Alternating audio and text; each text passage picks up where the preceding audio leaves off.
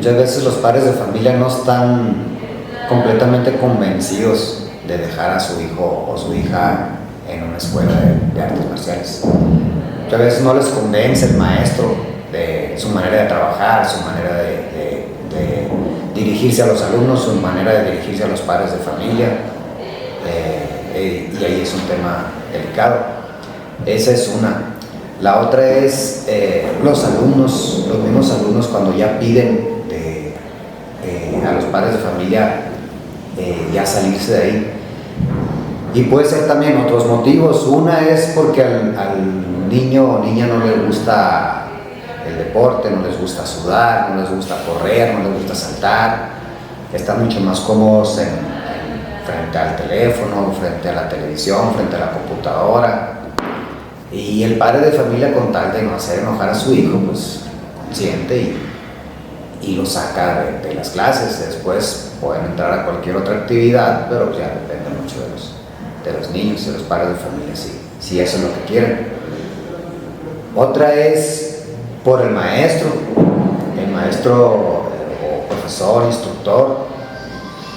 Depende mucho de él, depende mucho del trato, la calidad de su trabajo, si está realmente preparado para lidiar con niños de todas las edades, niños desde 3, 4 años hasta 100 años. Entonces es difícil tratar a niños en sus diferentes etapas. Una persona, cada etapa que tiene, se tiene que tratar de una manera diferente. No voy a tratar de la misma manera a un joven de 15 y 10 años a un niño de 4 o 5 años. Tengo que tratarlo de una manera diferente, tener su espacio, su horario diferente, sus implementos diferentes. Entonces hay maestros que no tienen ese cuidado de dirigirse correctamente hacia los niños de una manera productiva. Equilibrada. Sí, tiene que ser totalmente. El niño tiene que sentirse, primero si hablamos de un niño pequeño, tiene que sentirse cómodo. Sí, nosotros los maestros tenemos que ganarnos su confianza primero. Tenemos que ganarnos su confianza en una manera de dirigirnos con ellos con respeto, algunas veces con juego, porque a los niños les encantan las bromas, les encanta jugar, les encanta correr. Nosotros los maestros algunas veces lo hacemos igual de esos payasitos, porque tenemos que andar con ellos, correteándolos, revolcándonos, jugando con ellos, porque ellos aprenden jugando. La infancia así empieza. Y después con un joven pues es un poquito más complicado, por sus cosas en su cabecita, cambia mucho estado de ánimo muy rápido. Tenemos que encontrar la manera nosotros de conectar con ellos también. Si nos entra un joven de 13, 14 años, un niño o una niña de 13, 14 años, y el padre de familia viene y nos dice: ¿qué, maestro? Pasa esto, es muy depresivo, tiene muchos problemas en la escuela, no tiene comunicación con los demás. Nosotros tenemos que aprender a conectar con ellos. Si no aprendemos a conectar con ellos, los niños se salen, los jóvenes se salen. Igual los adultos. Un adulto es un poquito más difícil de convencer, se puede decir así, porque ya saben lo que está bien y lo que está mal, pues ya saben cuándo encontrar un buen maestro y cuándo encontrar un mal maestro.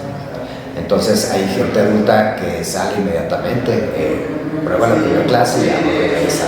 Y en el inter, conforme van los entrenamientos, pasa la semana, los meses, y hay algo que no les guste, se salen. Entonces eso es algo muy común que pasa. Sí. Y la otra es por otros maestros. Por ejemplo, nos ha tocado experiencias que tenemos nosotros, nuestros alumnos, ya de tiempo, 3, 4, 5, 6, 7 años, 10 años, y crecemos todos, las escuelas de artes marciales crecemos bajo un círculo de colegas, se puede decir, ¿sí? Bajo una comunidad de escuelas de artes marciales, con la que nosotros convivimos mucho a través de los años, a través de torneos, seminarios, exámenes, etc. Entonces hay maestros que se dedican demasiado al deporte y hay maestros que se dedican al arte marcial, son cosas diferentes. Y el maestro dedicado al deporte ve un talento de otro maestro y lo quiere jalar a su escuela. Entonces hay jóvenes... Es bien común eso. Sí. Se lo roban, ¿no? Se los quitan totalmente, los envuelven entre que conmigo vas a ser campeón así, conmigo vas a ganar acá, vas a ganar esto, vas a hacer esto. y siendo que primero está el arte marcial y después el deporte.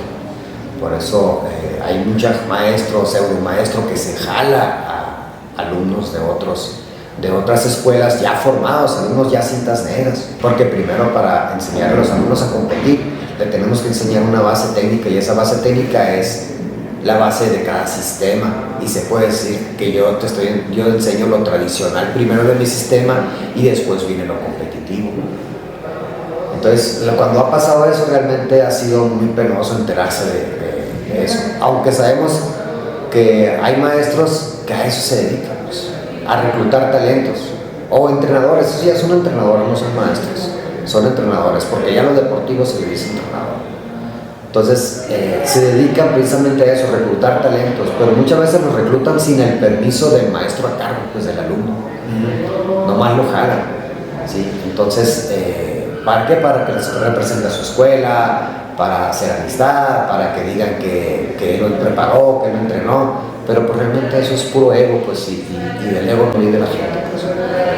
Pero, o sea, lo reclutan también, imagino, porque hay intereses económicos, ¿no? Sí, claro. O sea, porque dicen, ay, este cuate es bueno, pues si lo meto un campeonato me va a hacer ganar, ¿no? O ¿cuáles son los intereses de por qué lo hacen? Es que primero son económicos, porque yo con un buen alumno que jale yo de otra escuela, un alumno que yo no tenga, que yo no pueda formar, lo jalo de otra escuela ya formado y sé que me va a ganar ciertos trofeos, ciertas medallas, ciertos campeonatos, y eso es publicidad para mi escuela. Y al hacer publicidad en mi escuela, obvio que entran más alumnos. Entonces, desgraciadamente ha pasado mucho eso, y en los últimos años ha pasado más. Y cuando un alumno cae en ese, porque es un engaño, cuando un alumno cae en ese engaño, la mayoría de las veces se topa con pared, porque no se preparan como deben de prepararse. Entonces hay gente que dice que es maestro de kickboxing, maestro de sport karate, que esto y esto, pero pues realmente no lo son puros entrenadores, pues. ¿Por qué? Porque no tienen maestros arriba. Entonces sí es un problema, se puede decir grave, porque quitas a un alumno formado, a un maestro que lo acobijó, que lo entrenó, que lo defendió desde el inicio. Y muchas veces nosotros los maestros nos llegamos a encariñar tanto con los alumnos que los volvemos parte de nuestra familia. Y cuando ellos se van y ni siquiera dicen adiós, muchas gracias ni nada, pues sí duele mucho, pues, porque realmente llegas a tomarle mucho cariño a los alumnos, llegas a convivir mucho con ellos, y muchas veces lo vuelves parte de la familia y convivir con la familia propia. Me sucedió lo mismo, poniéndolo en ese ejemplo, ¿no? Estaba con un maestro y luego por otro lado me ofrecieron cantidades muy así exorbitantes, pero me tenía que salir de aquí. Y algo que, por ejemplo, yo había observado es que el que me ofrecía las cantidades pues no tenía ni la maestría, ni hablando en el área de ejemplificando en el área de las artes marciales, ¿no? O sea, pues, supongo, no tenía ni la marcialidad, no tenía nada, o sea, pues nada más tenía billete. Sí. Y yo en ese momento dije, no, pues sí, ¿no? Pero ya después, conforme uno va analizando la decisión, dices, no, espérate, no puedo hacer eso, no puedo. Y pues bueno, sí, es bien común. Lo mismo pasa.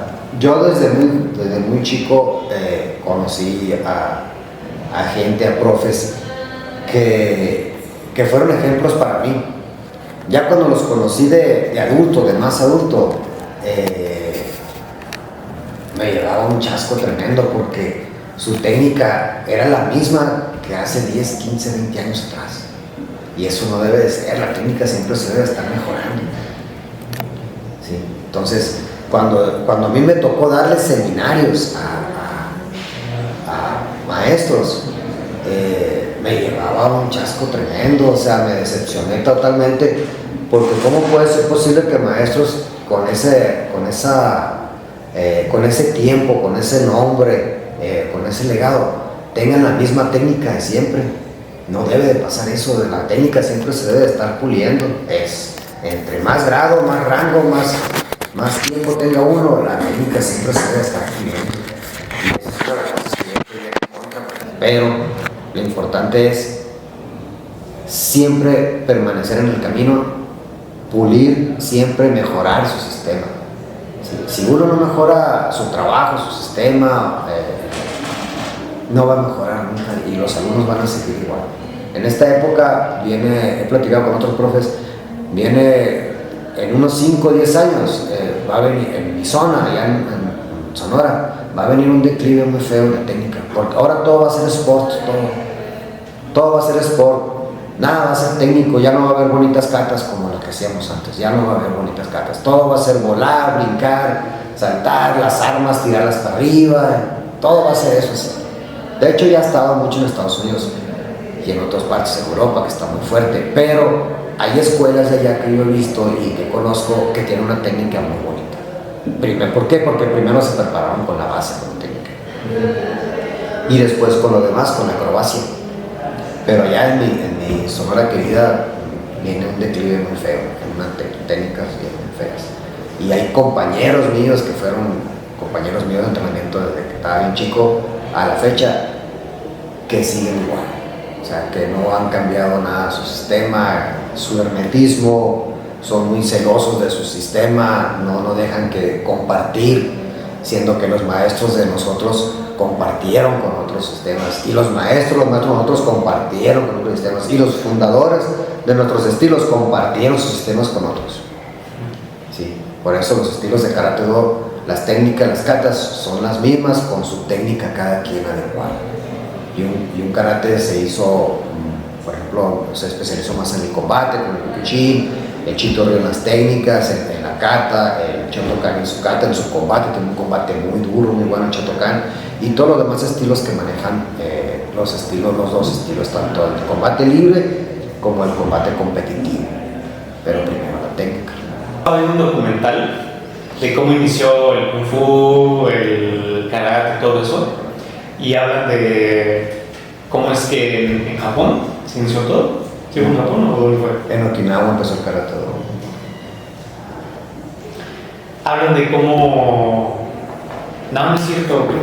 O sea, primero llegó el Kung Fu, ¿no? Sí. O sea, es así... No, desde antes, primero fue en la India. Ajá. Fue en la India. Hubo un monje que se llama Bodhidharma, se fue a China, enseñó a los monjes de Shaolin. Ah, se fue a China. Se fue a China. O sea, inició en la India, pero se fue a China. Y ahí inició todo. Hizo una travesía y inició en un templo de allá de Shaolin, templo donde los monjes budistas estaban totalmente a expensas de los piratas, de gente que iba a asaltarlos, quemaban sus templos varias veces, los mataban a ellos mismos por lo que predicaban.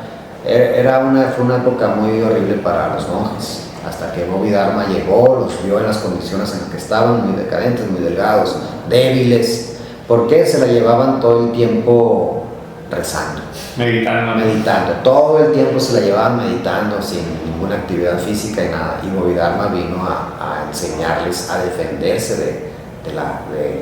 de la gente que iba a hacerles daño. Entonces eso pues, tuvo que pasar muchos años, porque los entrenamientos eran muy exhaustivos. Se dicen los monjes son de las personas más duras en el mundo, más duras. Entonces ellos empezaron a entrenar, empezaron a verse cambios diferentes, ya se empezaban a defender hasta que llegaban ejércitos grandes, muchísima gente a ocasionar daño a sus templos, y se sabe que son 5 monjes los que alcanzaron a irse, a escapar, y de ahí es donde empieza a esparcerse las artes marciales. Es lo que yo tengo entendido. Que son los 5 monjes que hacen referencia al Kung Fu Panda, ¿no? Exactamente. Que cada uno tiene su estilo. Cada uno tiene su estilo diferente, al igual que hay karate diferente, Karate Do del estilo de Okinawa, de los estilos de Okinawa hay karates diferentes, Wushu Ryu, etc. Cada sistema tiene su su presentación, se puede decir su técnica, que lo diferencia de los demás sistemas, aunque todos se digan karate-do. ¿Sí? Entonces, hay muchos sistemas que son muy parecidos, ¿sí? Pero tienen su parado, su base técnica es diferente. La mayoría tienen las mismas katas, ¿sí? Pero hechas a su manera. Entonces, katas de Itosu, de Chigaona, de Mabuni, creadas por Mabuni, etcétera, o sea, de Chatayara, o sea, hay muchos estilos de karate. Entonces, todos esos estilos de karate tienen su sello personal, se puede decir, tienen su linaje, pero casi todos están conectados. Entonces, por eso es la similitud. Pero en el Kung Fu fue un mundo, se abrió todo lo que es el arte marcial. De ahí empieza. Entonces sí es muy interesante la historia, porque va a haber unos que van a estar a favor, otros que vienen en contra, porque no, mi estilo viene de acá, mi estilo viene de acá, pero todo viene de ahí. Por ejemplo, cada nación, los mongoles tenían su estilo, los mexicanos tenían su estilo, los aztecas tenían su estilo, cada uno tenía su estilo. Corea tenía su estilo, Japón tenía su estilo, China tenía sus estilos, pero todos están conectados de cierta manera. Todos están conectados. Kenpo tiene sus raíces, el Kenpo japonés, etc. Y hay otros. ¿Sí? Entonces, es muy amplio el panorama como para extenderlo. Así, pero es muy amplio. Pero todos están conectados de Bodhidharma para adelante. Sí, pero para no como desviarnos, estaba viendo un documental de que todo inicia ahí, ¿no? O sea, después se empieza, esto lo digo es como una alegoría ahorita de los maestros, ¿no? Estamos platicando hace rato. Llegan las artes marciales de Estados Unidos y ya empieza a haber maestros falsos. Sí. Que empezaban ya a comercializar, a hacerlo público, hacerlo apto para la gente. Porque antes, algo que había visto es que que eran muy celosos para compartir su arte marcial, ¿no? O sea, de China y Estados Unidos. Pero empezaban ya a enseñar a escondidas, ¿no? Y ya empezaba a haber gente en Estados Unidos que decía, sí, yo te enseño karate, yo te enseño Kung Fu, ¿no? Y así empezaban como a comercializar las cosas. O sea, algo que era sagrado y que era nada más para unos cuantos, empieza en China y se empieza a compartir en Estados Unidos, pero ya no. Estados Unidos, varios pseudomaestros le quitan lo sagrado y lo hacen público. Lo hacen comercial. Lo hacen muy comercial. Que no está mal, digo, o sea. Yo siempre he sido de la idea de que puedes hacerlo comercial respetando lo sagrado y las raíces. Es muy difícil llegar a ese punto. Es complicado, porque bueno, pues también los tiempos van cambiando. Pero yo sí creo que, por ejemplo, esas cosas de respetar como la figura del mentor, del maestro, que antes era literal, no sé, pues Alejandro Magno viajaba meses, años, ¿no? Para encontrarse con su maestro. O gente que viajaba lustros para ver, no sé, por ejemplo, a Platón, platicar con Platón, ¿no? Y que eso pues era muy sagrado, porque el maestro te compartía lo que ya hablábamos antes, ¿no? Que se te pegaba lo del maestro, que era muy importante. Entonces, por ejemplo, por eso hablaba lo del documental, de que algo que era muy sagrado antes en China, llegaron y lo enseñaron acá en Estados Unidos, pero Estados Unidos como que le quita lo sagrado, que se supone que debe conservarse eso, y lo empieza a hacer muy comercial. Y al hacerse comercial, pues ya como que el respeto y todo eso se empieza como que a perder un poco. cosa que antes el respeto, el honor, por ejemplo, en los samuráis, pues el honor era, tu familia dependía de eso, de que tú cumplieras con tu palabra, ¿no? Pero con el paso de los años se fueron perdiendo esos valores. Digo, eso es como mi teoría, ¿no? De lo que estamos hablando, de los maestros, de que se roban los talentos y todo eso. Ese es como el origen, ¿no? que yo le veo. Porque pues todo tiene un origen, ¿no? O sea, vivimos un mundo de causas y efectos. Entonces, pues bueno, ya para nada más quería así como platicar eso, porque se me hace muy interesante pues, o sea, si antes era tan valioso eso, el honor y todo eso, pues de dónde vino tanta, ¿cómo se dice? No tengo como las palabras. ¿De dónde vino la decadencia, no? O sea, ¿por qué de repente dijeron, no, pues ya eso del honor que... No, espérate. Es lo primero que debe de haber, honor, respeto, humildad en una escuela. Pero eso lo transmite el maestro. Un maestro que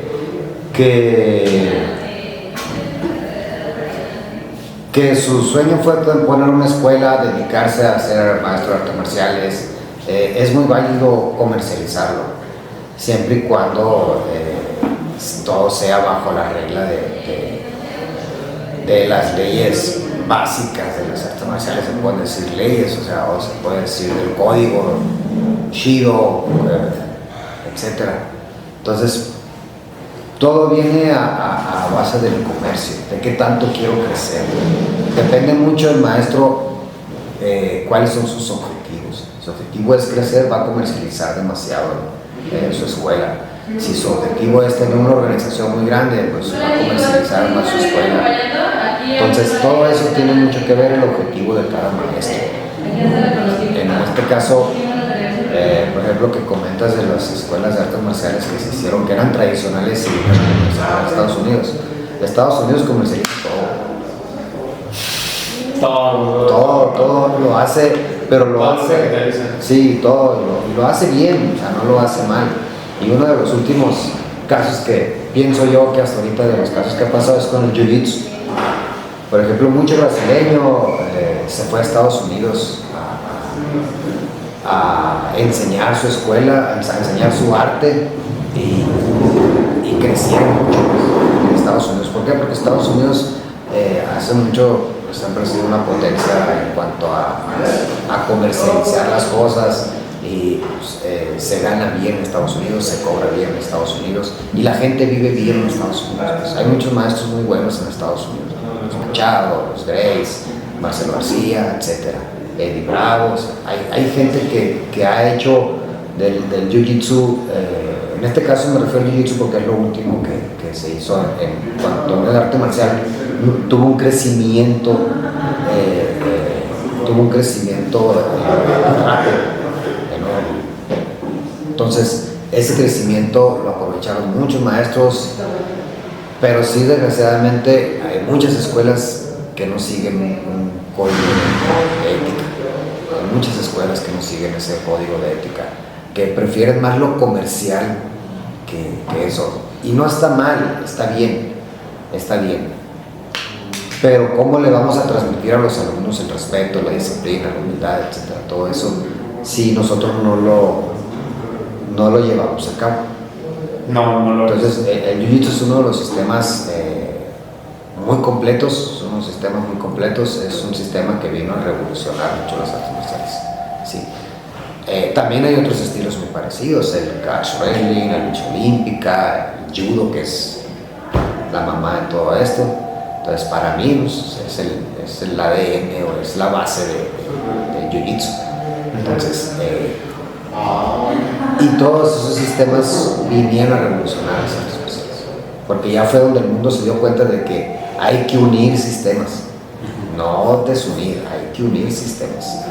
Entonces, yo uso el judo, uso el jiu-jitsu, mis maestros me enseñaron, maestros de Chinoa, Pepe Campos, maestro de Campos, así me enseñaron. Entonces, en los últimos 15 años que he estado con ellos, aprendí muchísimos temas para tener un combate más completo, no para las artes marciales mixtas, sino para mi defensa personal.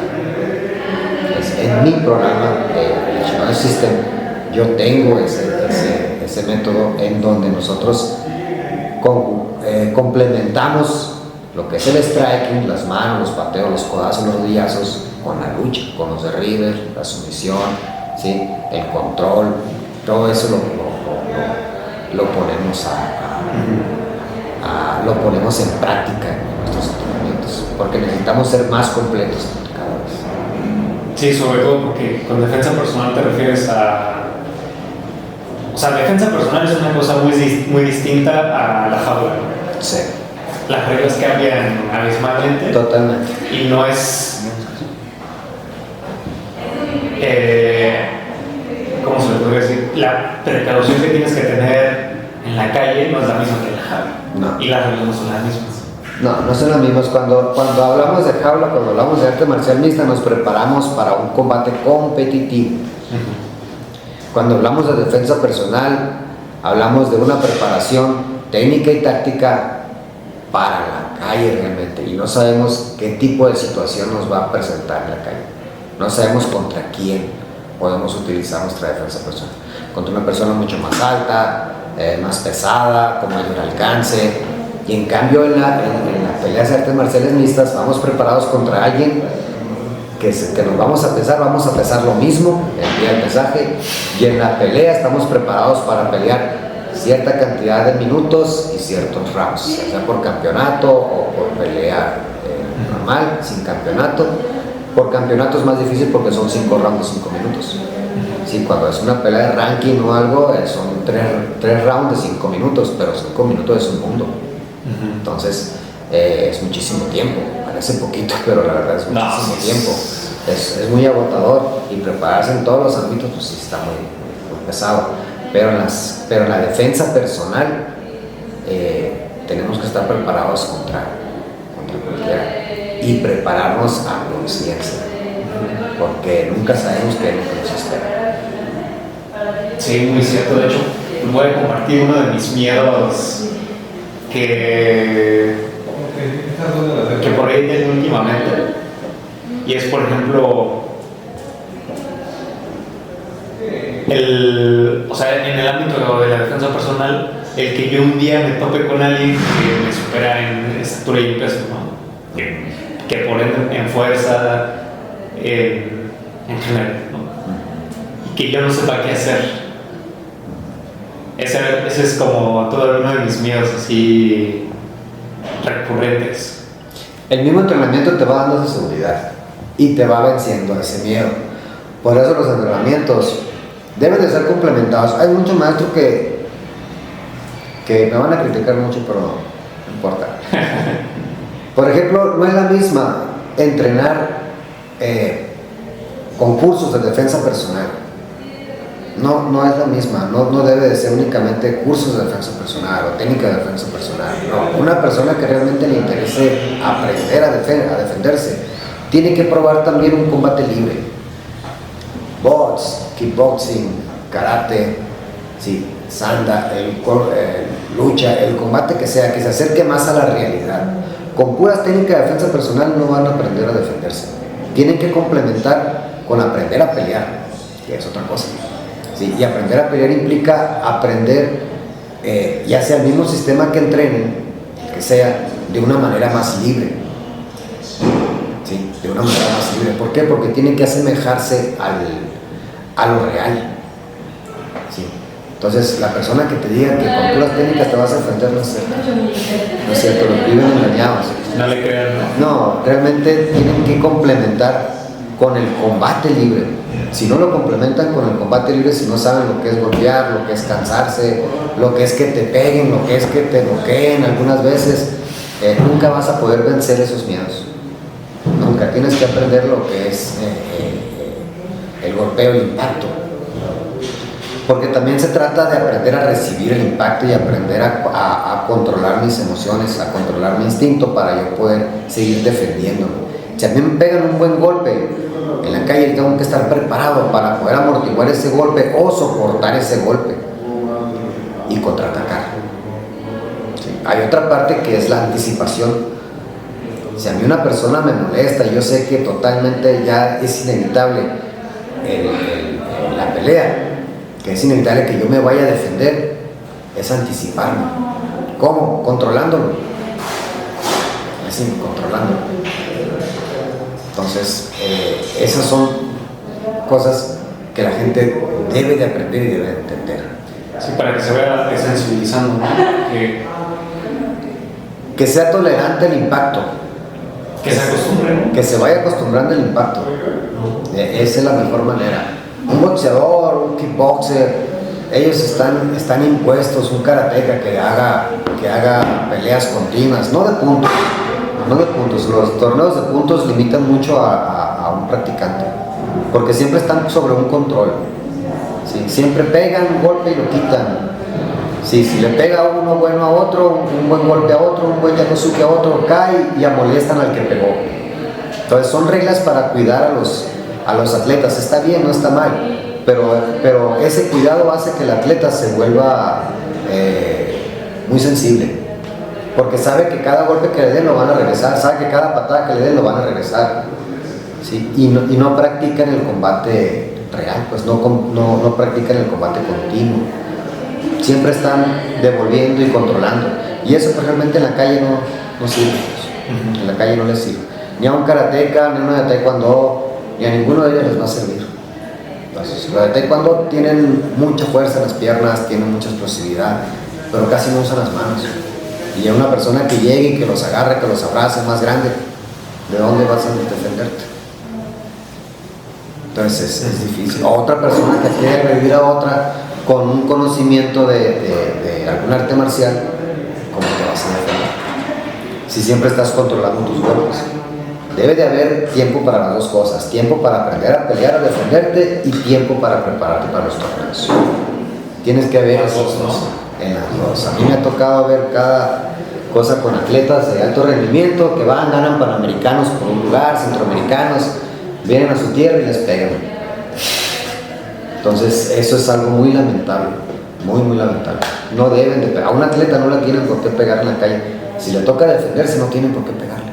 Tienen que tener las herramientas adecuadas para poderse defender. Ya la tiene para la competencia, ahora hay que defenderse. Por ahí se hizo viral un video en TikTok de un cinta negra que no daba los golpes bien en las patadas. Y lo que explican es que lo están entrenando para competencia, no para... O sea, ese es su enfoque nada más. Sí, así es.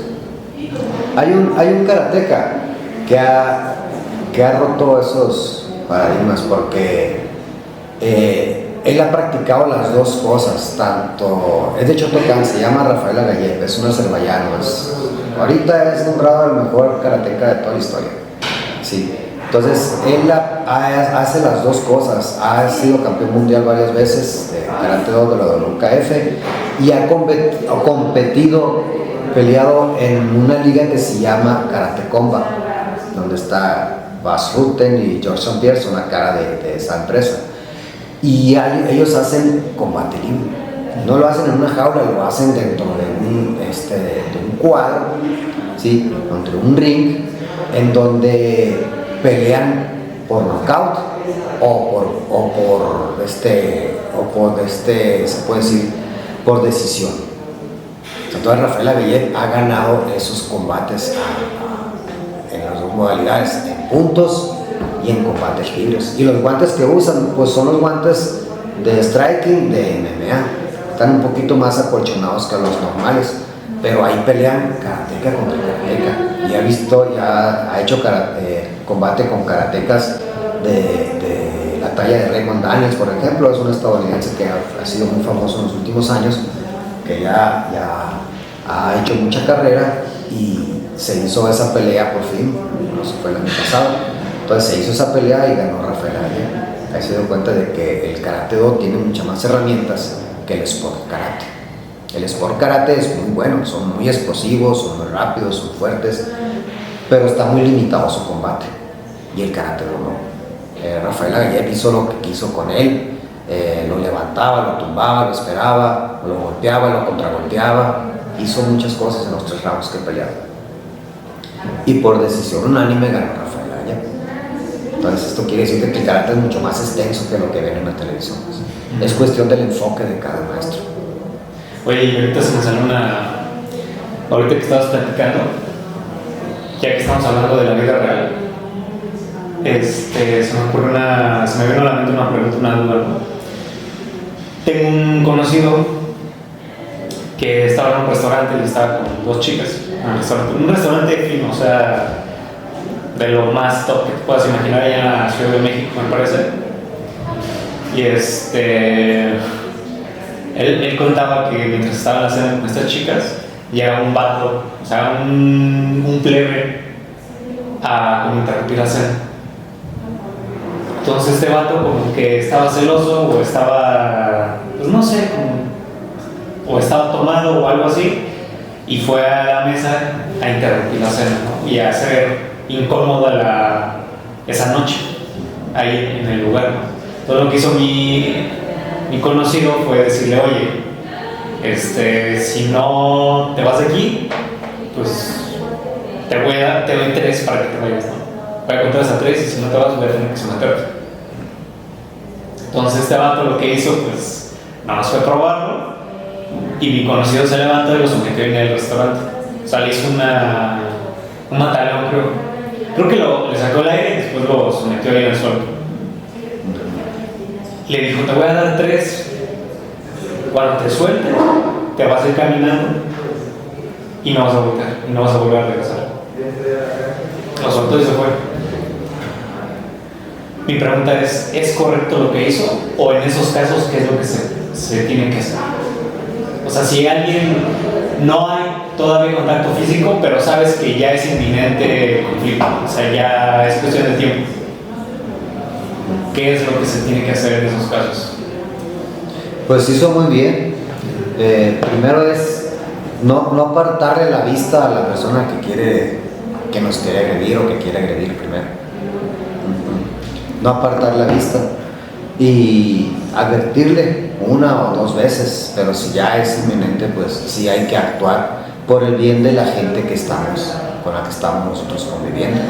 Sí, hay que actuar, hay que someterlo inmediatamente si se puede, si no, pues sacarlo de una u otra manera del lugar en donde estén, porque puede ocasionar un daño mayor. Si voy con niños, con niñas, hay gente alrededor, puedes pasar por un empujón por alguien, puede salir alguien lastimado.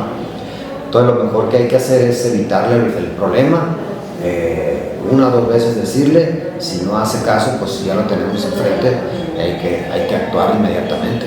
Primero, ¿no? Sí. Y después, si las cosas pasaron a mayores, pues sí, llamar a las autoridades para que se hagan cargo de él.